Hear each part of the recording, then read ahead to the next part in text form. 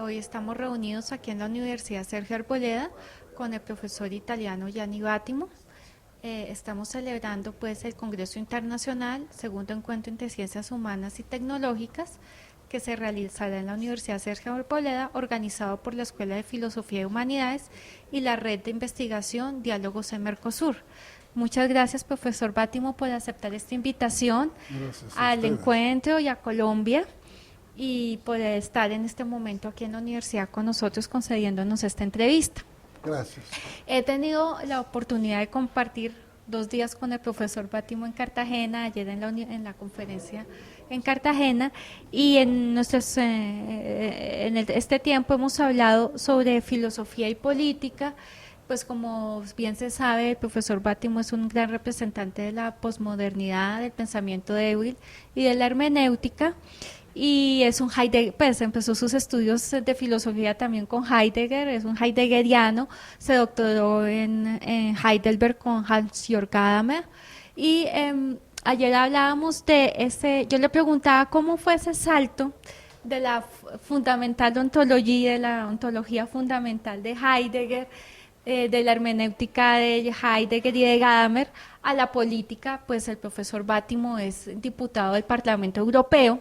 Entonces era el paso, ya hablando en términos filosóficos, el salto de la filosofía, de la ontología a la filosofía práctica. Sí, yo creo que hubo desde el comienzo en mí mismo una conexión entre mi estudio filosófico y mi interés político, porque finalmente la decisión de estudiar filosofía en la universidad fue inspirada por la idea que yo era un católico militante en este momento, más militante que ahora, pero yo sigo siendo católico, aunque el Papa no lo crea completamente, ma son problemas del Papa, no, lo digo así. Elegí estudiar filosofía porque tenía como una tensión hasta una vida cristiana que estuve en regla con la modernidad, más o menos. Por ejemplo, mis confesores, los curas que conocí en este momento, eran básicamente tomistas, pero el tomismo parecía sí y no actualizable. Y incluso en política, el tomismo, por ejemplo, me recuerdo que había como una visión un poco organicista de la sociedad, es decir, que la sociedad es como un organismo. Se trata de cultivar la salud del organismo, pero por ejemplo cuando yo lamentaba algunos límites de mi propia psicología personal, dificultades que tenía en vivir, el confesor me decía, sí, pero tú sabes, el mundo es como una pintura, y en la pintura hay también zonas un poco menos luminosas, un poco más oscuras. Yo me revoltaba diciendo, ma como yo tengo que ser el punto oscuro de la pintura del mundo. Lo digo porque, por ejemplo, se discutía en este momento, ahora no es más de actualidad esta discusión, básicamente se eliminó la pena de muerte en muchos estados, pero en este momento yo decía a mi confesor, digo, ma ¿cómo? Hay todavía la pena de muerte. La Iglesia habla también de una guerra justa contra los malos.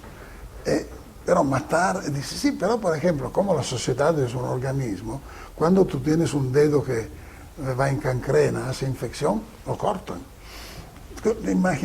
Todo esto, decían las discusiones que tenía con mi confesor, con los tomistas de mi época, cuando era joven.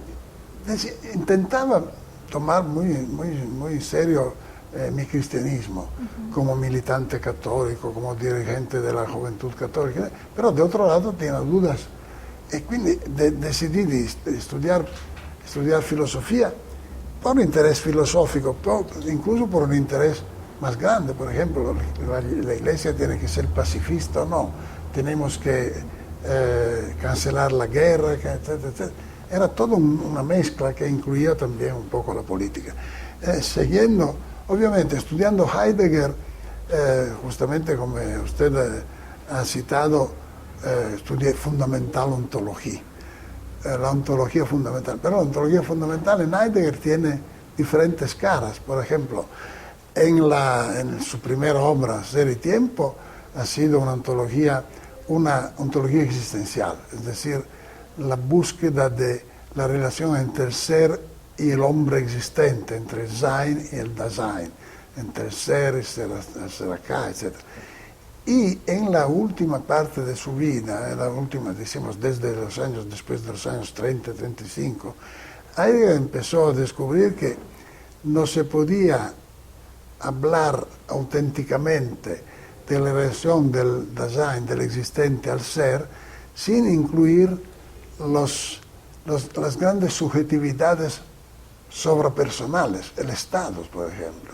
Esto explica también su error, decimos, su infeliz adhesión al nazismo, pero paradójicamente esto era una buena idea, es decir, no la idea de hacer política con Hitler, pero la idea de hacer política, cometiendo obviamente el error de elegir a Hitler, porque no se puede imaginar una teoría de la existencia humana sin la participación a la sociedad. Yo ahora desarrollé para mí mismo, decimos, el heideggerismo en una filosofía de izquierda, básicamente, porque efectivamente la situación impone una elección no de tipo nazi, obviamente, en este momento, en el mundo, en la existencia, pero básicamente me siento fiel a la fundamental ontología, incluso siendo un político. Muy bien, muchas gracias. Entonces ahí hubo un giro no solamente hermenéutico, también político y también religioso, porque empezó con siendo muy fiel a una religión, a la religión católica, y vemos también un giro ahí, ¿no?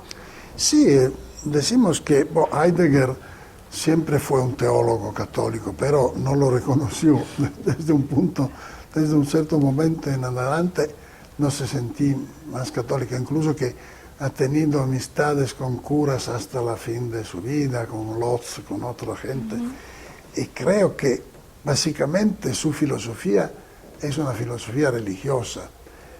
No sé hasta qué punto cristiana, porque en un momento él se llegó a pensar que el cristianismo pertenecía a la historia de la metafísica occidental que él intentaba sobrepasar, etc. Sí. Pero básicamente su idea que, como escrito en la Carta sobre el Humanismo, no como dice Sartre, estamos en un plan donde hay principalmente solamente el hombre, pero estamos, dice Heidegger, en un plano donde hay ante todos y sobre todo el ser, significa algo, es decir que él obviamente como existencialista, como pensador crítico, Heidegger piensa efectivamente que el Dasein, el existente humano, es un punto central de lo todo, pero es como lo llama el pastor del ser, como alguien que tiene como una relación privilegiada con el ser y a través de este pastor del ser, los seres vienen al ser. Ahora, he explicado un poco rápido, pero yo creo que efectivamente puedo tentar de ser un buen cristiano siendo un heideggeriano. De otro lado, con la idea de la posmodernidad, que me inspiró a Heidegger también, que decir que el ser no se identifica con una entidad única, pero que hace posibles los seres. Yo creo que, decimos, cuando yo digo que como Jesús se ha hecho, que Dios se ha hecho hombre, puede hacerse hecho vaca sagrada o gato, que efectivamente parece una blasfemia, pero básicamente la encarnación autoriza las mitologías diferentes, y no solamente la mitología cristiana. Vivimos en un mundo donde hay múltiples religiones, no sé si la tarea principal es de convertir todos a la religión católica, me parece un sueño demasiado autoritario. Es importante un diálogo, presentar una forma de cristianismo vivible, ejemplar, etc. Si los otros tienen formas comparables, que lo digan. Muy bien, gracias. Mi otra pregunta va dirigida a su relación con América Latina. partamos otra vez desde la filosofía y luego a lo político. Cuando usted habla de posmodernidad, habla también de esa apertura del ser, de las dimensiones del ser, de unas lógicas. Ayer hablaba usted de la lógica del amigo del enemigo, también hablamos, hay otra lógica diferente a la formal aristotélica. ¿Cómo ve la posibilidad de esa posmodernidad o cómo se ve esa posmodernidad en relación con América Latina? Si estamos abiertos o podemos encarnar este debate, y la otra es pues su mirada política hacia América Latina. Bueno, yo creo que América Latina, las dos preguntas se juntan obviamente, porque América Latina de las últimas décadas ha sido un lugar de experimentación política democrática, tal vez se puede decir socialista o comunque solidarista, que justamente se fundaba sobre la reivindicación de las identidades locales, regionales, no simplemente nacionales, pero étnicas, las lenguas de los guaraní o cosas como esta.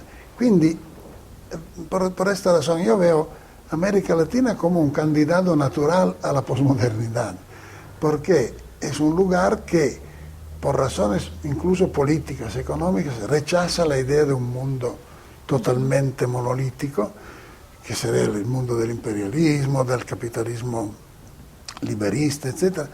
Y reivindica, por ejemplo, la utilización de los recursos naturales para las comunidades locales, lo que pasó, yo creo, en Venezuela con la utilización de los recursos petroleros para eliminar el analfabetismo, para multiplicar la medicina social, etcétera, etcétera.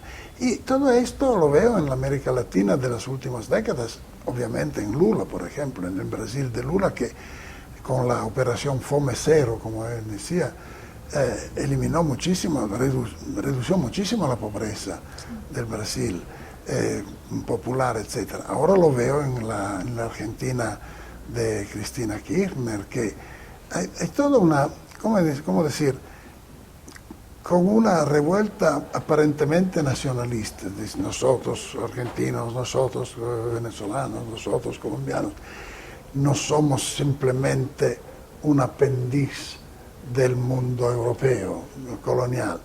Reivindicando esto, se reivindicó también una autonomía política y efectivamente se crearon formas originales de comunidad política. Por ejemplo, yo conozco los límites obviamente del chavismo, etc. Pero la manera de construir una comunidad políticamente activa en Venezuela con lo que Chávez llamó las misiones, es decir, grupos de ciudadanos que cooperan voluntariamente al trabajo del Estado, de la burocracia, y la vivifican, la hacen más viviente, más eficaz. Esto me parece interesante. Todo esto, obviamente, me ha hecho decir que Latinoamérica es el futuro de la nueva Europa. No digo que es un poco una exageración paradójica, pero que esta es experimentación democrática.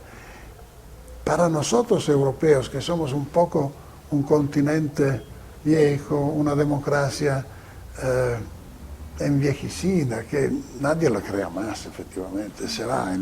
Hay elecciones, obviamente es mejor que si no hubieran. Sí, pero las elecciones las gana que tienen el dinero para hacer la propaganda. En Italia hemos tenido una democracia formal absolutamente aceptable, pero 20 años de gobierno de Berlusconi, que era un gran señor con mucho dinero, que creó partidos de la nada absolutamente, afirmó sus intereses. ¿Cómo decir? En esta pérdida un poco, disolución un poco de ideales democráticos en Europa, el ejemplo de Latinoamérica, más que otros países como China o India, etc., nos ayuda a revivificar un poco nuestra fe democrática. Muchas gracias. Con respecto a la mención de Lula, hay un proyecto también, y de ahí también hace esta red de diálogos de Mercosur, es que Lula le apostó a la educación, fomentó mucho la educación a Brasil, y el giro que se dio de bienestar social en Brasil también fue todo lo que invirtió el gobierno brasilero en educación, en formación. Siendo hoy Brasil uno de los países con más representación a nivel internacional en investigación, y también en creación de patentes, y esto ha sido gracias a la inversión que se le dio al sistema educativo. Y de ahí nuestro interés de buscar la integración latinoamericana también desde la academia, desde la investigación, y no solamente desde lo político y lo económico, que es pues el tema y el objetivo de este congreso. Sí, esto es importantísimo. Yo recientemente fui en Argentina invitado por un sindicato de docentes universitarios que justamente tienen conexiones con todos los otros docentes universitarios de Latinoamérica, y me ilustraron, me explicaron muchísimo este proyecto de una sorta de comunidad científica, investigadora, educativa para Latinoamérica. Yo creo que esto es un bien no solo para los efectos sociales, sino también para la formación de los docentes, porque es cierto. El hecho de ponerse el problema de una educación, de una formación escolar más eficaz, etcétera, incluye justamente una presa de conciencia de los docentes. Los docentes son, como decimos, como los clérigos, son como misioneros en un mundo. Obviamente esto no excluye los clérigos, pero efectivamente son una corporación, un grupo que puede ayudar muchísimo el desarrollo económico, social, cultural, económico también, porque si hay una buena universidad, una buena investigación, incluso tecnológica, obviamente todo esto se traduce. Y yo veo esto en Latinoamérica, como en Brasil, por ejemplo, porque me gusta más Brasil que los Estados Unidos, obviamente. Porque es un poder en devenir. Es como siempre se cuenta sobre, es más simpático una revolución que una conservación del poder existente, no sé. Puede ser que en futuro Brasil va a devenir una potencia dominadora y que se expone a una revolución ulterior, que será la revolución colombiana. Sí, en este caso, una de las propuestas de esta red de investigación, Diálogos en Mercosur y la Red Internacional del Conocimiento es precisamente pensar en español, pensar en portugués, pensar en español desde y en Latinoamérica. Y por eso nosotros en esta red de investigación tratamos también de publicar, de llevar a cabo esta socialización de las investigaciones entre nosotros y no solamente bajo los modelos norteamericanos imperialistas en los que exigen una revista científica, una revista indexada, que tenemos que pensar y escribir en inglés para que seamos reconocidos a nivel mundial. Esto también lo discutimos en Cartagena. Es un problema que tiene el italiano también, justamente, pero el italiano es más acerca del español. Sí. No del inglés. Que el inglés. Incluso la mentalidad, el espíritu latino se ve en muchísimas cosas. Esto me parece interesante. Yo participo como italiano en este movimiento. Por supuesto, usted es nuestro conferencista central, nuestro conferencista inaugural, y por eso en nuestro encuentro entre ciencias humanas y tecnológicas lo invitamos especialmente a usted, porque no es solamente la mirada de aquí para allá, sino su mirada hacia acá y nuestro diálogo, en los que tenemos, como hemos podido ver en esta entrevista, pues muchos puntos en común y muchos acuerdos. Muchas gracias, profesor Bátimo. Les deseo mucho éxito. Gracias. Bien.